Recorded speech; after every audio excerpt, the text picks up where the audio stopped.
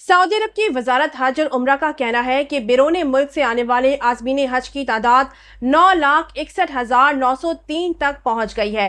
سعودی خبر رساں ادارے کی رپورٹ کے مطابق وزارت حج اور عمرہ کا کہنا ہے کہ سب سے زیادہ عازمین ہوائی راستے سے آئے ہیں، جن کی تعداد 9,12,598 ہے۔ سمندری راستوں کے ذریعے آنے والے عازمین کی تعداد 4,277 رہی، جبکہ بری راستوں سے 45,028 عازمین مقدس سرزمین پہنچے ہیں۔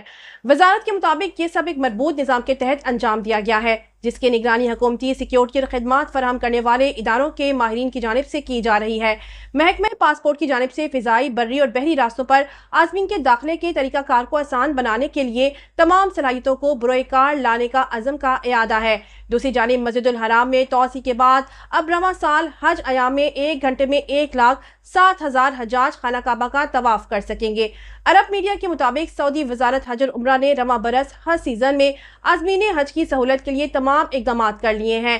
حرم مکی کی گنجائش میں اضافے کے بعد رواں سیزن میں حج ایام کے دوران 1 گھنٹے میں بیک وقت 1,07,000 حجاج خانہ کعبہ کا طواف کر سکیں گے۔